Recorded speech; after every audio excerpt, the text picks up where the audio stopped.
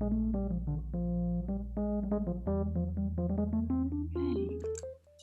Professor Tim Noakes and Marika Sboros, welcome. It's an honor to have you and to be able to talk to you about your brand new book called The Eat Right Revolution.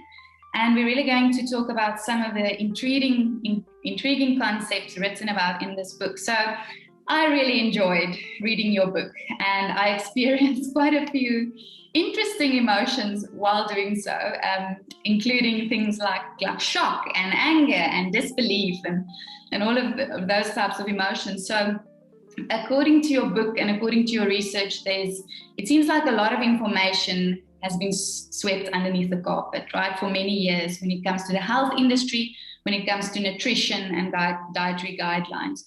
So firstly, I want to acknowledge you for having the guts to follow this through, and in a ruthless manner, pursuing truth, it seems. So it was a very intense experience reading this book. So I'm really curious about what it was like writing it and what type of emotions you experienced while doing so.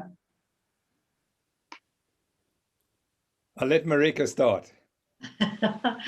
Well, that's an absolutely fascinating question, and it could apply as much to our forerunner book of this, Law of Nutrition.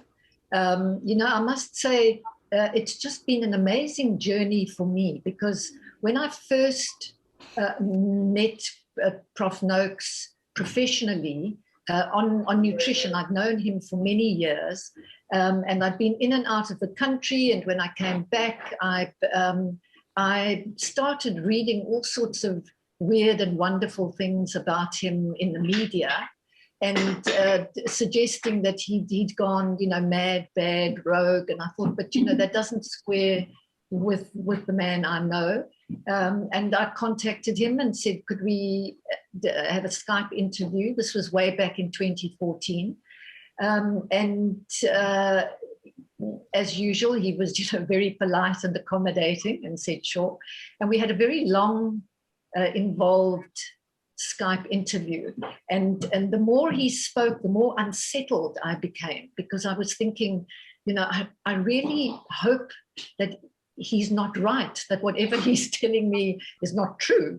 Because if it is, then I've been believing a lot of things about diet and nutrition that are not actually true. And that was the forerunner to our first book. When I heard about Professor Noakes' trial, the HPCSA's hearing, I wasn't convinced that there was an organized campaign to discredit him, group of people out to get him. I thought it's a bit overblown, and the reality will be somewhere in between. Slowly but surely, I started realizing that there was so much more to the story, and it was a journalist's dream, and it continues to be a journalist's dream. I started out my career as a hard news reporter in the newsroom of the Rand Daily Mail, dealing with politics and religion and dog shows and court reporting. And then the more I delved into nutrition, the more I realized that I hadn't actually left politics and religion behind. Dog shows, yes, court reporting, no. So our latest book is an extension, a logical extension of our first book.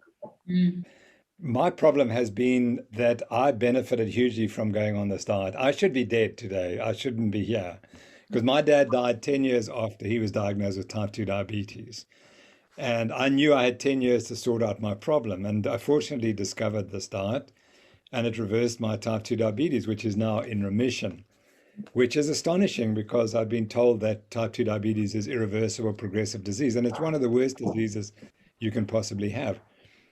So I get so frustrated. I had a small operation hospital a few weeks ago, and I was next to a guy who had terminal diabetes, and his foot had just gone gangrenous, and he'd come in, and that was what was really traumatic. I just had to get out of the room, because I knew what the future holds for him. And I know what the future holds for every person with diabetes. It's an awful death. And I've been motivated to try to get the profession to understand you're killing patients the way you're treating them. And it's so easy to reverse it. It's so easy to change your diet and eat properly. So that's what kind of motivates me.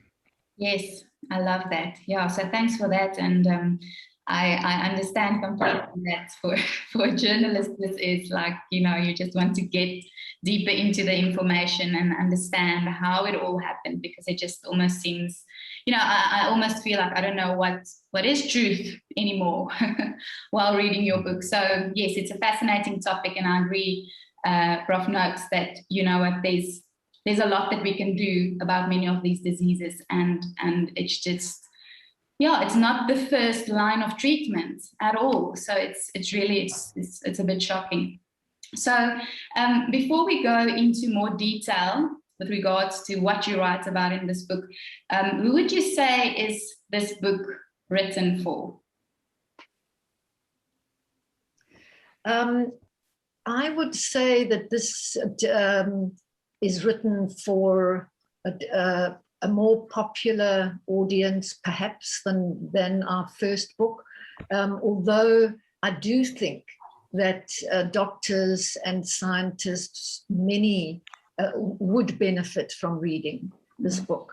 I do think that it's written for a more popular audience, but I'm hoping that across the spectrum, people will read it, because I think it's an important book. Yeah. Anything you want to add, Tim? Yeah, sorry, I didn't get that. It would cut out again, but that's no problem. Okay. Yeah, I definitely wrote this chapters I wrote. I wanted to focus on the medical profession a bit more, and I wanted, particularly chapter 9, the cataclysmic metabolic storm when high carbohydrate diets meet insulin resistance syndrome. That's a technical chapter which I wrote for the medical profession, because I would like someone to read that, and it's only 10, 15 pages, and then to say, okay, I now get it, why cholesterol is not the cause of the problem, that it's sugar and carbohydrates and insulin resistance. And I've specifically said that I would like the patient, when they are given the usual dietary advice, that they take this chapter and they show it to the doctor or the dietitian, and they say, tell me what's wrong with this chapter. That was one of my first. Yeah.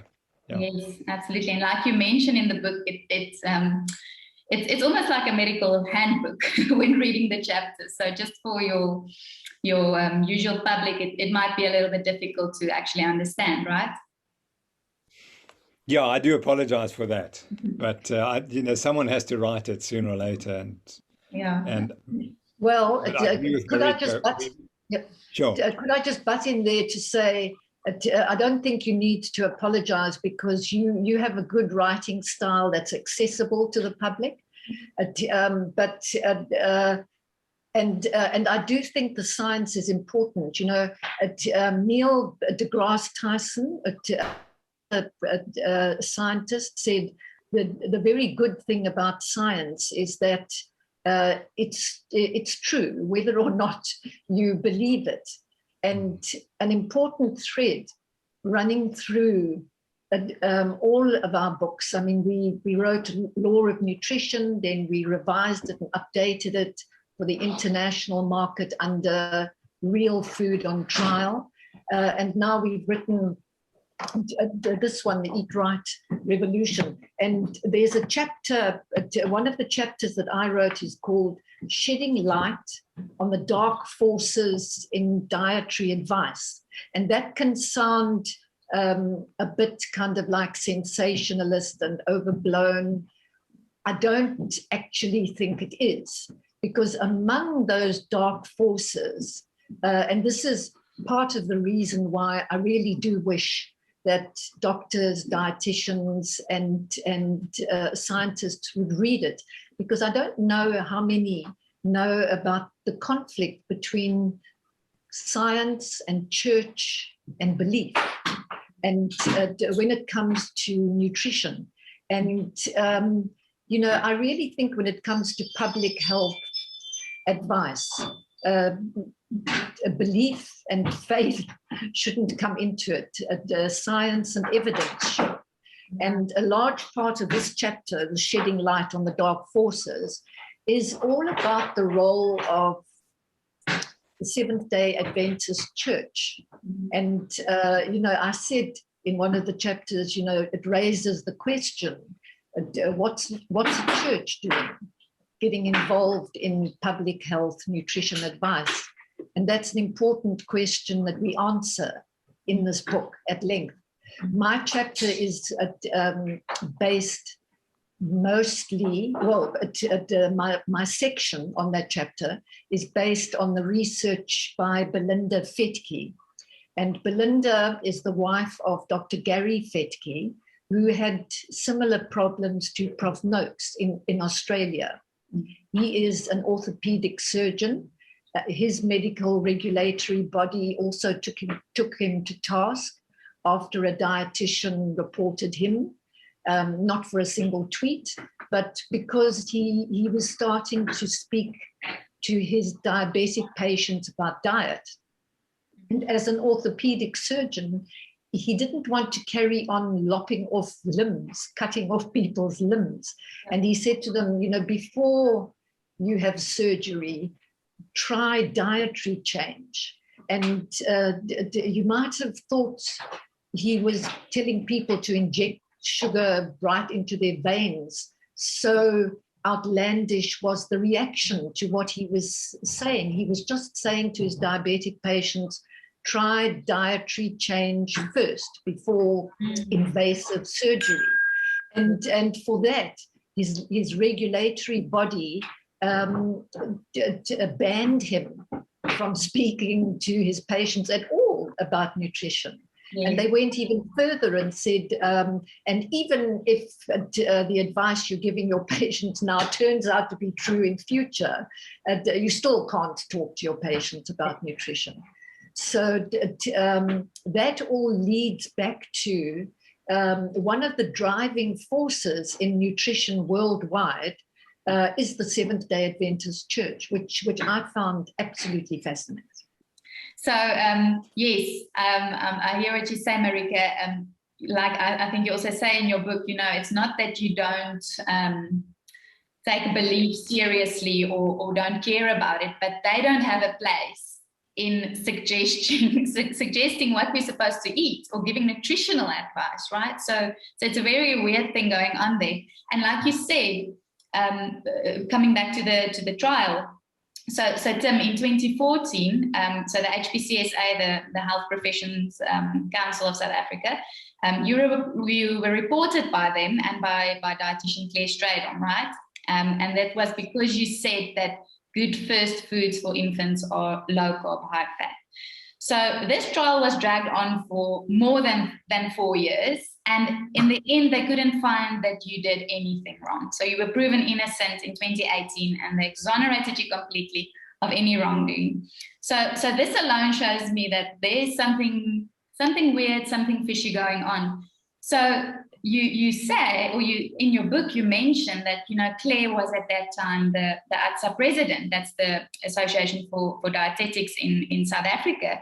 And you said that it was very clear that the HPCSA and ATSA, and also Stradom, were out to get you. They were keen to silence you, right? And this was because you were challenging the conventional dietary advice. And you say that, it's weird. It's this thing like it's written in stone. It's like the 10 Commandments. And it has really been changed over 40 years. And it's so weird because the nutrition and health industries are such evolving fields. So that we're still listening or subjected to guidelines made 20 years ago is just ridiculous. So, but like you say, it's not just the medical institutions, but it's also other industries that are fighting for these guidelines. And you show us in the book that, there's also big pharma, big food, and medical scientific professions expounded dietary and nutrition information that was just in many cases wrong or distorted.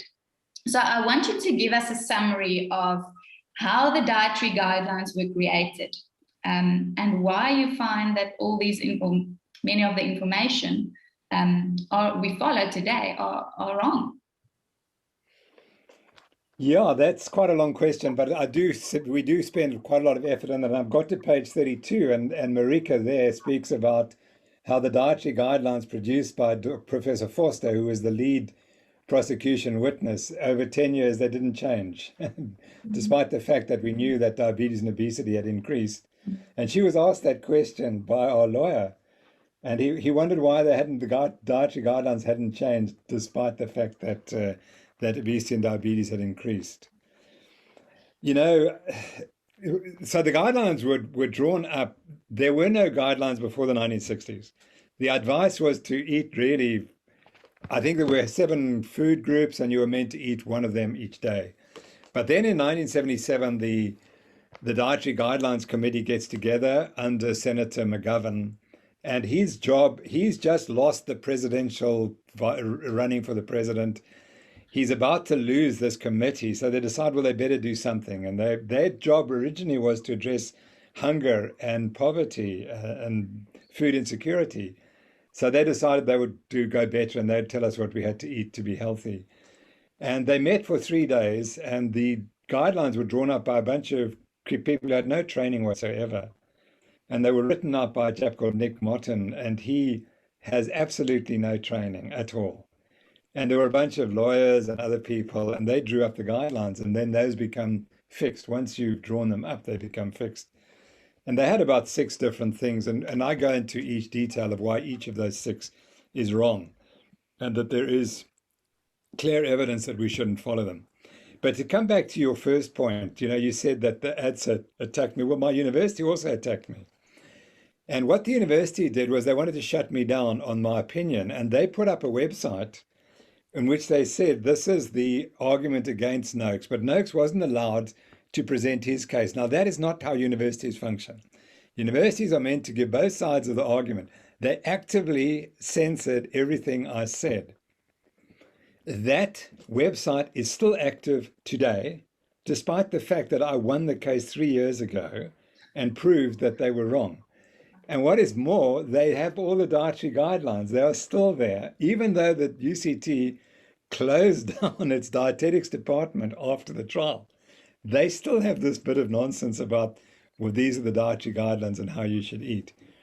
And I fear that it's just because there's so much control of universities through industry that they daren't do anything at all away from the traditional guidelines. Yes. So yes, like Marika also mentioned, there's many industries, religions, big pharma. All of them have a hand in deciding what is healthy for us to eat, and they won't budge. Doesn't matter, like you say, doesn't matter what you can prove. They just kind of stick to what they've been believing for many years, and even though they have no nutritional education or expertise. Hey? So you, along with many other researchers, call this, and also I think you refer maybe more to the cholesterol hypothesis, but you write in your book about the greatest medical scam in history. So can you give us also a quick summary of what this is all about? What are you referring to when you're talking about the greatest medical scam? Well, I think it gets back to this guy called Ansel Keys, who in 1953 saw a picture which showed a relationship between how much fat in the diet and heart disease rates in 22 countries. Problem was, as I say in the book, he didn't see the 22.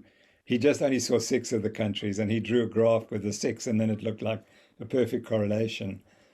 And he then became the doyen of this theory that fat in the diet causes heart disease.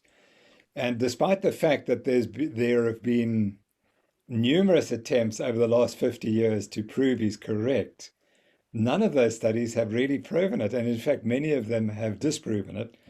And those studies get hidden. And that's the tragedy. So Marika and I, go through many of those studies and much of that evidence showing how it was distorted and hidden. And industry just continues to drive the story. And that's the reality. So the reality is, if you hear a medical school where they don't teach this idea, and they continue to say you must treat diabetics with high carbohydrate diets and give them insulin, you know that that medical school is captured, because the evidence is absolutely clear that that is the worst form of treatment. So if they're not incorporating these new ideas, then why not? That's because it's no longer become for the patient benefit of the patients. That's the reality. Yes. It's become for the benefit of many other things, but not the patient. Marika, do you want to add something on this topic? Well, I think one of the defining quotes for me along this journey has been one by UK GP, Dr. David Unwin. He's very much a low carb GP and having fantastic results using dietary change. And he says, telling diabetics to eat carbs moderately just leaves them moderately poisoned. And David is very measured in his speech. And I've always thought that's an extraordinary quote. And scientifically, it's correct, because diabetes is a problem metabolizing carbohydrates. So why would you keep encouraging people with diabetes to eat carbs, to eat it regularly, even if it's in small amounts? And, in the book, we take pains to say, we're not against carbohydrate. It's important to know that it's not an essential nutrient. That means you don't need it from the food. You don't need carbohydrate foods to get enough glucose from the carbohydrate that you're eating, because protein foods have a certain amount of carbohydrate in them as well. And we're not saying don't ever have carbohydrate. We are also not saying that there's one diet that cures all ills, despite what our critics often level at us. Because there really isn't any diet that's one size fits all, even for diabetics. Some diabetics can cope with a little more carbohydrate than others. I would think that it's by definition, if you're a diabetic, that you really do need to cut the carbs to the barest minimum. It just makes sense biologically, scientifically. When you say things like that, the reaction from certain dietary and medical quarters is excessive. And it's always puzzled me as to, excuse me, the evidence behind the attacks on us. But they just carry on. You can just butt in there and add something, but fortunately science eventually corrects everything. So in 2012, to ultimately humiliate me, the University of Cape Town set up a debate with a guy called Professor Jacques Rousseau, who is one of the key investigators in the Women's Health Initiative, which is a $700 million study in the United States. So here's Tim Noakes, who's never done any research on the low or high fat diets, competing with Jacques Rousseau, flown in from America, who is funded to a tone of $700 million to do the Women's Health Initiative. And so anyway, to cut a very long story short, there's a nice little paper in the Journal of the American Medical Association in January. Yeah. So I've defined the Women's Health Initiative as they tried to hide some data, and they did, and I'm not going to discuss that now. But what they eventually did, they said, okay, we've got all this large group of women, and they took 10,000 of them who were healthy 20 years ago when the study starts. And they now follow them for 20 years to try and determine what causes heart disease in this group. And in the debate, Professor Rousseau said it's all cholesterol, and Noakes saying it's diabetes and insulin resistance is completely wrong. And that was the debate. My argument was it's got nothing to do with cholesterol. It's all to do with type 2 diabetes. So now, in January 2021, a paper is published in the Journal of American Medical Association from the Women's Health Initiative, which shows that the single most important predictor of heart attack risk in this population of women was diabetes. Tenfold increased risk. Wow. Cholesterol was almost without any predictive value. And there's a wonderful moment in this debate where Rousseau says, Noakes says it's the diabetes, but diabetes has got nothing to do with it. It's all cholesterol. Now, fortunately, we know 10 years later that he was completely and utterly wrong. Wow. And incidentally, he almost became an expert witness for the prosecution. Oh my But when he watched how our lawyers dealt with the others, including Claire Yulsing-Strydom and the chief author of the Dietary Guidelines, they were just embarrassed, and we would have embarrassed Rousseau even worse. Yes, absolutely. It's completely shocking. So I mean, the thing that they keep on focusing is that, you know, saturated fats cause heart disease and cholesterol, right? Or they cause cholesterol, and cholesterol causes heart disease. But then what happens is when many people take out the take out the saturated fats from their diet, but then they replace it with either trans fats or carbohydrates, sugars, whatever, you know, they are going to replace it with something. And like you just said, you know, it's insulin resistance. Carbs are actually, yeah, that's what's causing cholesterol, what's causing heart disease. So can you give us a bit more info as to how this works? I think we spoke about Ansel Keys, who came up with the theory that saturated fat caused heart disease, and that took us in a particular direction. But early on, before Keys had really formulated his idea, the evidence was that it wasn't blood cholesterol, it was blood triglycerides. But even before Keys had formally developed his hypothesis, other people were saying it's not the cholesterol, it's the triglycerides in the bloodstream that cause problems. And then, unfortunately, that got written out. Now, the triglycerides are purely a marker of a person who's insulin resistant and eating a high carbohydrate diet.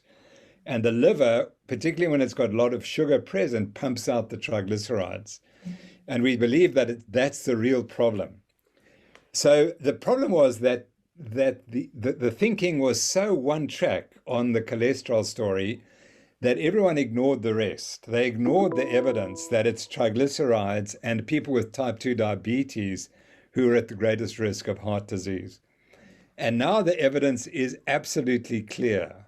It's triglycerides, glucose, insulin, and oxidized cholesterol that is causing the heart damage. It's not purely cholesterol as we describe it.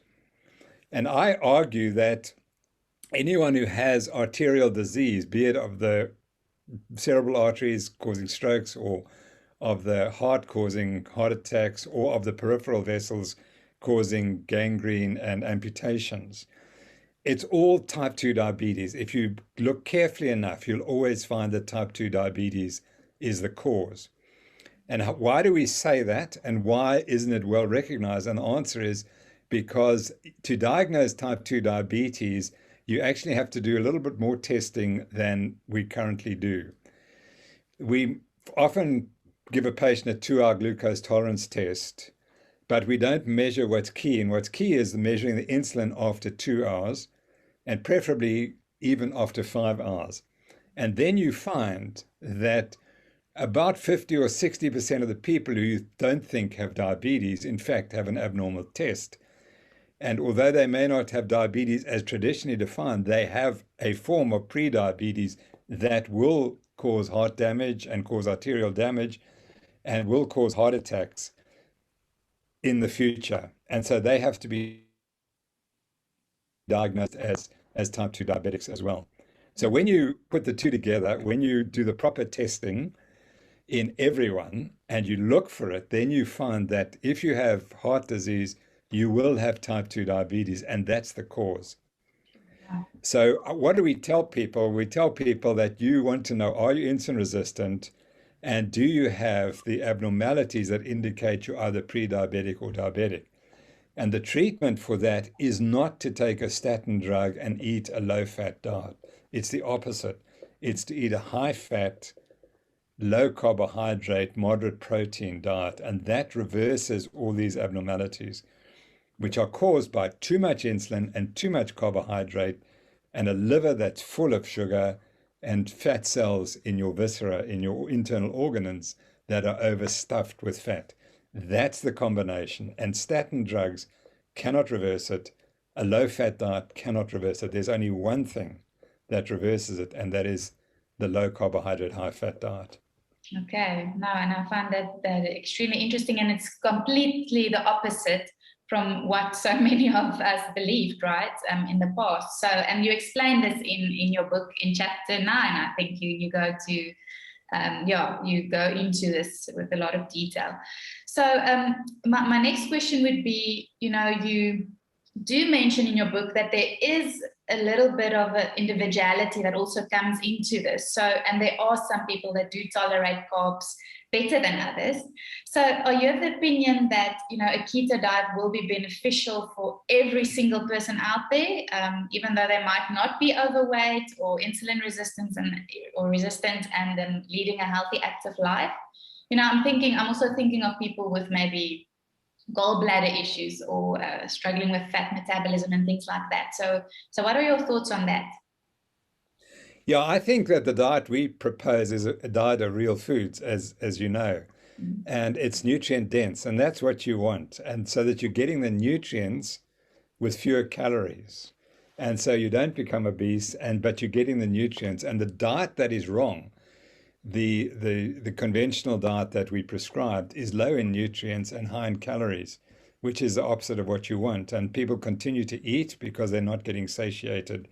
And then they're eating too much carbohydrate and paradoxically too much fat, which is a paradox, because if you have too much carbohydrate, then a little fat becomes a problem. So they eat that, they get obese, and then they get the diabetic complications. So the diet is the best diet. Your question is, will everyone benefit from it? And the answer is yes. But there are some people who can eat more carbohydrates and are not going to get diabetes in the long term. However, even then, they would benefit by eating a nutrient-dense diet. Because I'm in my 70s now, and I look around and I see the people who've been eating the carbs and the grains and not doing the vigorous exercise, and they get hunched.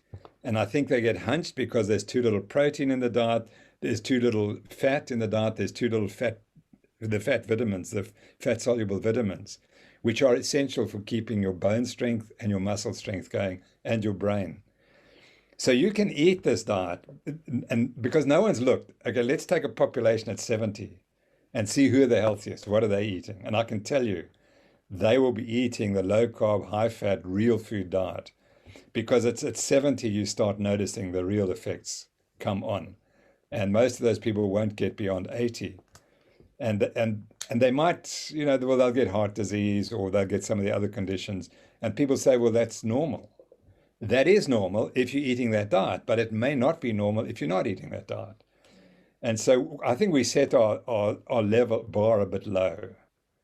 And we eat this bad diet and we get sick, and then we say, well, it's age. It's not age.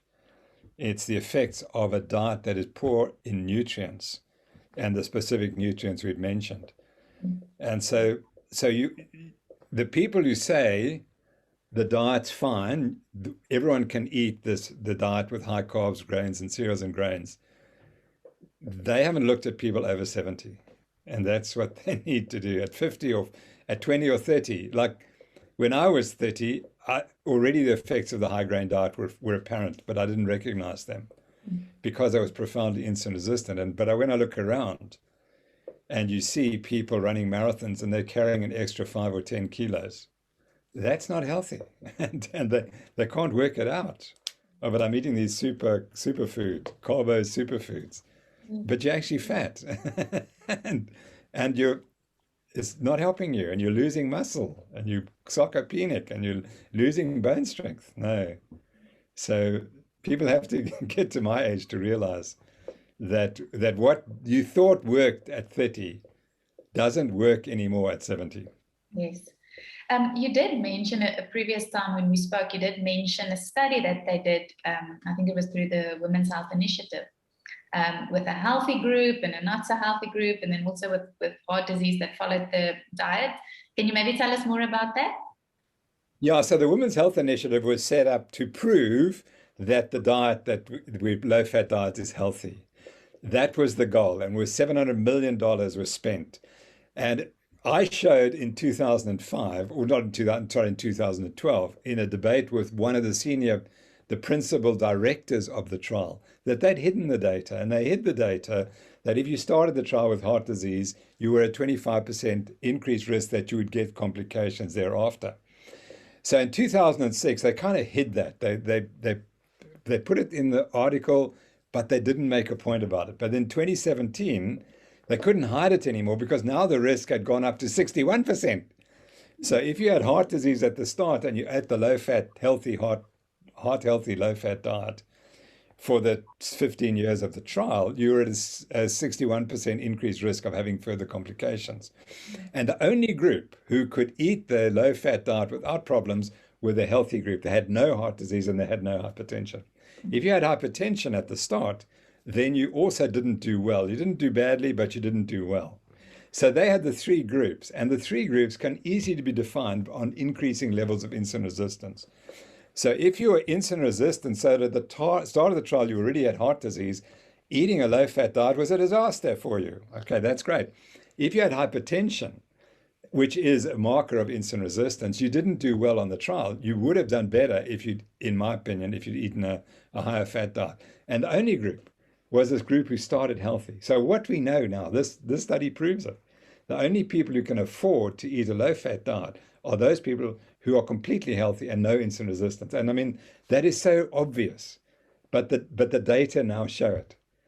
And so, but then let me just take you one step further, that there's another study which was started at the same time as the Women's Health Initiative, and it was called the Women's Health Study. And I got the two confused. But the Women's Health Study took 10,000 physicians in the northeastern states of America, centered in Boston. And they followed these 10,000 female physicians for 23 years. And they looked at what were the risk factors that would predict whether they would have heart attacks or not. Now, this is a fabulous study because it's a well-defined population and they were well studied. And it turned out there was one risk factor, and it was diabetes. So that is the ultimate proof. Your risk for a heart attack was tenfold greater if you had diabetes. And the marker were a marker of insulin resistance. Those the blood markers that was the best predictor of future heart attack were the markers of insulin resistance. And cholesterol itself was it was completely hopeless. So to me, that's the definitive evidence, those two studies. Mm-hmm. And it's really important. And that's partly why why Marika and I wrote this book, because we want people to take the book to the doctor and say, but hold on, I've got insulin resistance. I'm eating a high carbohydrate diet. I've got all these markers which suggest I'm going to have a heart attack. But all you're doing for me is giving me a statin. How's that going to change anything? Exactly. So that's what we want South Africans to do, and go and ask their doctors. Sorry, I should say many people with insulin resistance will do very well on a low carbohydrate, high fat, moderate protein. But even in that subgroup, there's another group for whom fat is a problem and they need to eat more protein. So absolutely right, there is no one. But the one diet that you shouldn't eat is a diet full of processed food, which is what the dietitians tell you should be eating. Yes, exactly. Okay, I love that. So this is not, you still bring individuality into this. It's not a case of every single person out there should be following a keto diet, right? And like you said, if you are healthy, yes, you can tolerate more carbohydrates. And this differs from person to person. Okay, so I know that many people find it difficult to go into ketosis. And we're all familiar with keto flu and some of the negative side effects that people may experience. So maybe you can just touch on, what type of negative side effects people could experience and why exactly this is. Okay, so I must just warn that there's now a growing movement that we actually don't want you necessarily to be in heavy ketosis. Okay. And the evidence is very clear, even from the Virta Health study, although the Virta Health don't promote this idea. After about 6 months, you're not really in severe ketosis anymore if you follow this diet. So even if you're restricting your carbohydrate, and I noticed that in myself, I was quite ketotic maybe for the first year, but now I just bumble along with quite low ketones, not as it was in the past.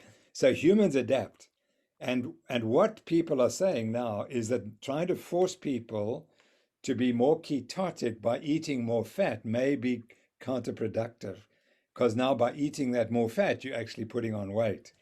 So that now is the big debate. The one size fits all. No, we're still debating it.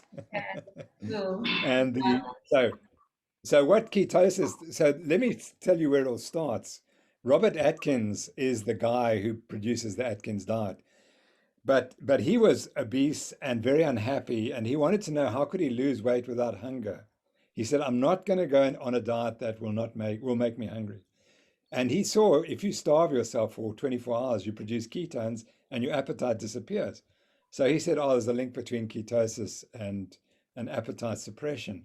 So he developed a diet, a low carbohydrate diet, specifically to produce ketosis. And that's where it all begins. And so everyone was testing their ketone bodies. And so then a lot of people argue that the ketones have a special role in making you particularly healthy. They improve your immune function, et cetera, et cetera. So that was the push on ketosis. But to come back to your question, if you go onto this diet, you will become ketotic if you drop your carbohydrates low enough. And you will be ketotic for 2 to 3 months, but thereafter it will probably disappear. You may get symptoms during the first few weeks on the diet, and we call it keto flu.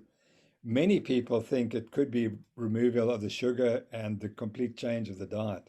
It may not be the ketosis itself that's causing the problem. And I think it's kind of keto diet symptoms that they're talking about.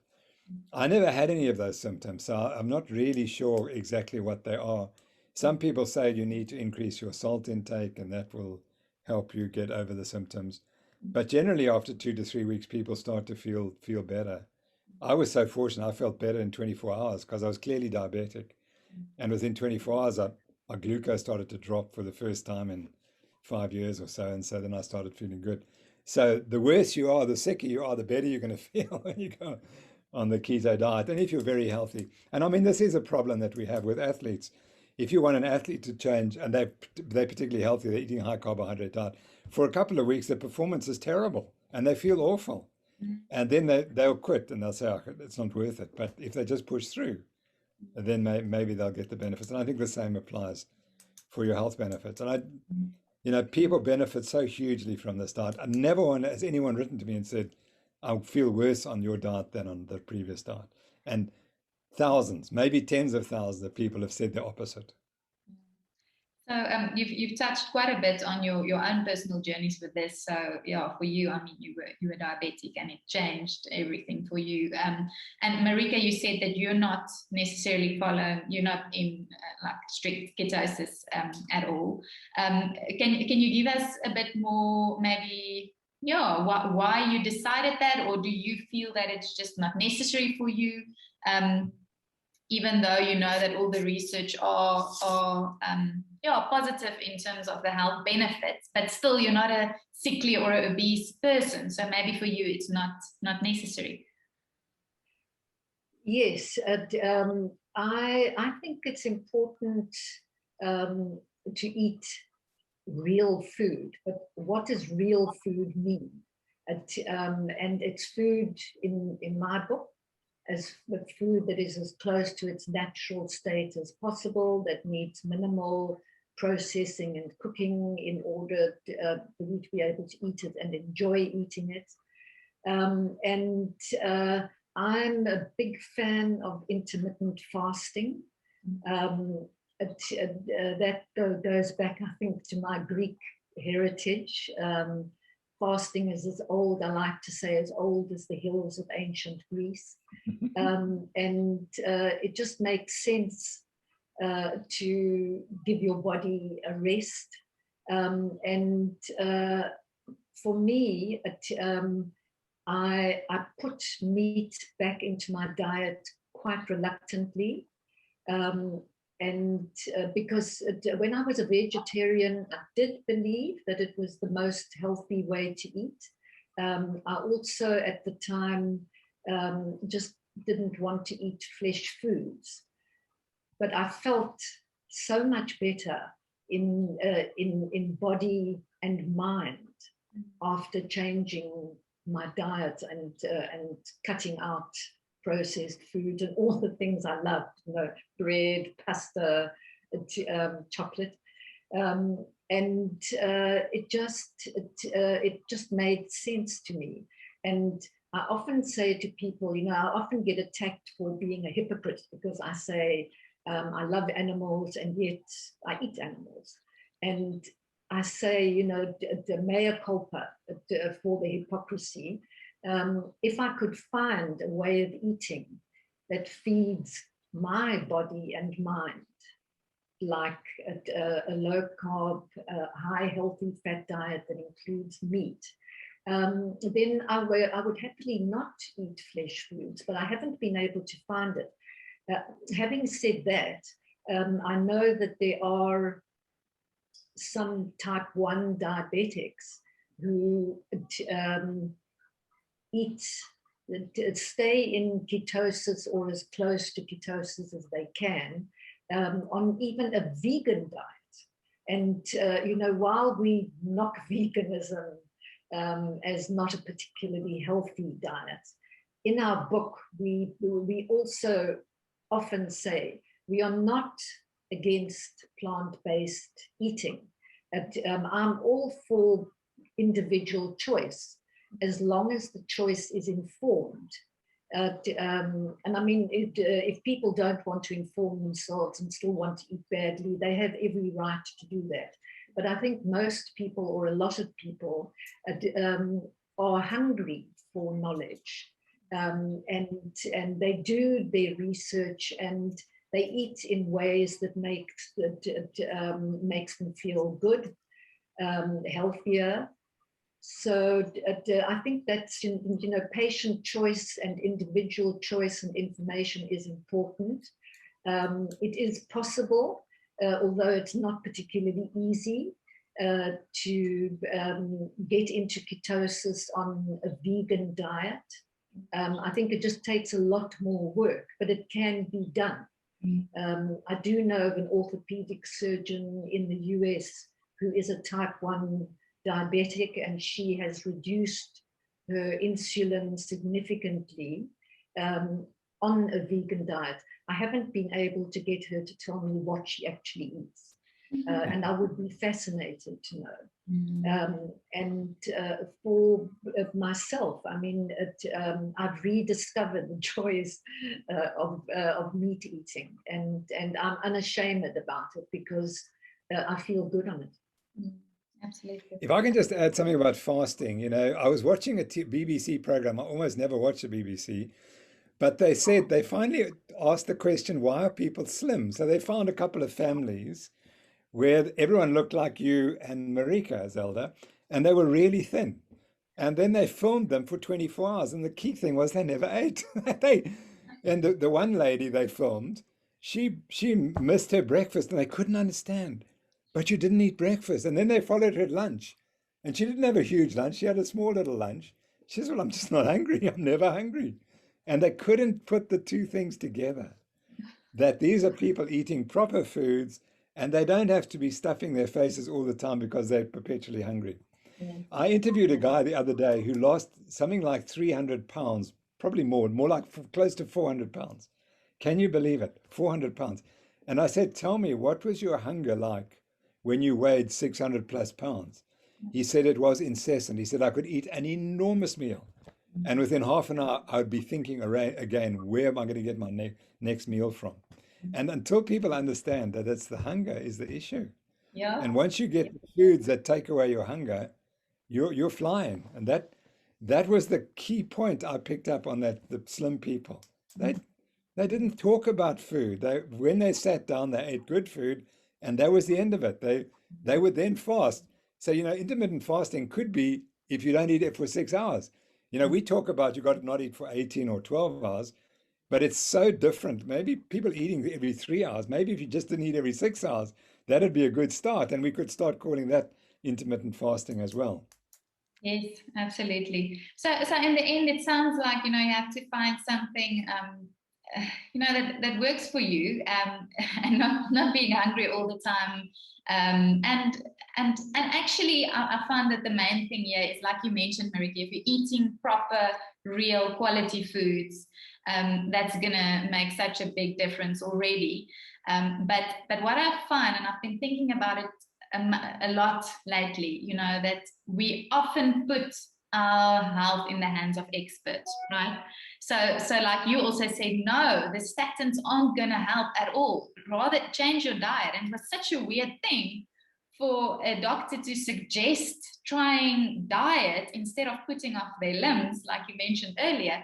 It's such a weird concept for many people. And I find that there's really a resistance about being an active participant in your own health. And I think, like you also mentioned this in your book, that it could actually really be fatal, not for the health experts. If we put our health in their hands, it's not fatal for them, but for us. I often hear this. This is like something I hear a lot also in my practice as a clinical nutritionist, people telling me, but this is a genetic disease, or this is something my doctor told me I can do nothing about. And they almost can sit back and relax and know they can continue eating their garage pies and their Cokes because there's nothing they can do about this, and you actually gave it there's a name, right? Doctor-caused disease. Is it iatrogenic? Yeah. Right. And this is, it's causing a lot of pain, a lot of deaths, illnesses. And like you also mentioned, Hippocrates said, leave your drugs in the chemist pot if you can heal the patient with food. And he also said the greatest medicine of all is to teach people how not to need it. So I guess I find a very important takeaway is there's food and diet should be the first line of treatment. It shouldn't be the fourth or the fifth or not even think about it. And this links to the fact that you are saying, that with something like the coronavirus, once again, people are not necessarily focusing on diet as much, and they can sit back and say, yes, I want the vaccine, So maybe you can just tell us one or two things about why you think the vaccine is not necessarily the very best thing to do. Are you asking me or Marika? Either one of you. Let me begin, because I think Professor Noakes and I have slightly different views on this. I've had the vaccine in the UK, and I couldn't get it in South Africa, and I spent a lot of time here, and when I came I was eligible and I jumped at it. When I first started reporting or reading about the pandemic, I had a completely different view from what I have now. And in the beginning, I was thinking, the vaccine sounds like it's going to be rushed and it's going to be risky. And I've done like about 180-degree turn. And based on the research, I don't think that the vaccine has been rushed.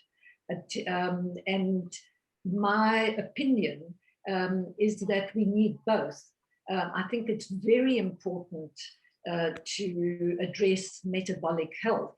I think far too many people won't be able to or want to address their metabolic health in time to survive coronavirus, because we know, I mean, I've lost two very close friends to the virus, and neither of them had any underlying conditions that they or their doctor knew about. That's not to say that that if you did an autopsy that they wouldn't have found something. But I think too much is unknown about the virus. I think the vaccine has an important role to play. So does diet and metabolic health. Okay. And I'm interested to hear what Prof. Noakes has to say about it. Mm-hmm. Yeah, so my position is that if governments were really concerned about your health, they would have addressed the issues. They would be addressing type 2 diabetes. They would be addressing all the diseases that are causing people to die at this moment. In South Africa, 2,500 new diagnoses of diabetes every week. Do you ever hear that reported? All we hear is this torrent about COVID. And so I would be very happy that we focused on COVID if we addressed the other issues at the same time, which in my opinion are a bigger problem. So I always say, if you want to take the vaccine, that's absolutely your choice. But I think if you force people to do it, I'm worried about the loss of freedoms. So that, and anyway, I want people to focus on what you can really do for yourself, and that is reduce your visceral fat. The single biggest risk factor for a fatal outcome is visceral fat. And so that's what you have to do. Yes. Because, and then there's no risk. We don't have to discuss whether the vaccine's safe or is not safe. That's not the issue. We know that losing visceral fat is 100% safe, and it's going to help you. So that's really my position. Yes. So there's a lot you can do if you decide not to take the vaccine, or even if you are going to take it, to still make sure you are metabolically healthy, right? Yeah. So I want to finish off with our last question. If you think about, if you let's say you could look back in a few years' time and feel really content about what this book managed to do, what would it be? Let Marika start. Well, in the book we say that it has taken a pandemic to reinvigorate evidence for low carb, high healthy fat eating, and I think that that's our greatest contribution. We make it clear that we are not anti anyone having the vaccine. We both believe that vaccines are one of modern medicine's most amazing achievements. And our message is very clear. But I do think it's important for people not to think that if you are metabolically healthy, that alone is going to save you from the virus, and because the research doesn't support that, in my opinion. And I think it's very important for people to just keep perspective. I mean, it's always important to stay as healthy as you possibly can. And of course, that will reduce anything that reduces your risk of dying or suffering from any virus is a good message. And that's the main part of our message in this book. Yeah, I absolutely support what Marika says. And I wrote it, I don't think either of us were thinking this is the solution for COVID. And then that's not, it's, we would like people to understand that the COVID is driving the message that you need to be metabolically healthy, as healthy as you possibly can be. But there's a broader message than that. And you know what I would like? I would like every medical doctor in South Africa to get a free copy of the book, and every medical student. And that's what I would really like. So if Bill Gates wants to do something really good for South African health, maybe he can I he love can it. give this book to all doctors and medical students, because once you've seen it, you can't ignore it. You can't say no, Noakes and Sboros are mad. The evidence is here. We put all the references in, as we did in the real meal revolution. Sorry, in the Eat Right revolution. And I'm getting all the names mixed up. In our other book, Real Food on Trial, Yes. we put all the evidence there. And what I've learned is that so few doctors are prepared to read the evidence. So what we've done is we put in, you can get on the airplane in Cape Town. By the time you reach Joburg, you've read the book. You've spent 2 hours, and now please tell us what's wrong and why can't you implement this for your patients. We through the foundation and through the Nutrition Network, we reach many thousands of doctors around the world, and they all say the same thing. They say we're isolated. When we treat these patients like this, we're isolated. And why is that? Why can't we change and produce a revolution around the world? Because we all see the benefits to the patients. And it just takes one patient. When you cure a patient and that patient is forever thankful, that's all you need. And this book tells you how you do it. And it is so simple. I love that. And that's a great summary of your book. And it really is a fascinating read. So I would really recommend any person out there to really read this book. So thank you, Tim. Thank you, Marika. It was really a pleasure connecting with you, and really congratulations on this book and all the hard work and the guts and everything that went into it. So and all the best with your future research and other endeavors. Thanks, Dina, and thank you for having us. And thanks for Marika, because really it was her design. She designed the book, and I just filled in a little bit in the middle. Yeah, sure. She gave it the direction. Professor Noakes always overestimates my contribution. That's not true. It's true. It was very much a collaborative venture. And Zina, thank you very, very much for having us on your program. Yes. Such a pleasure.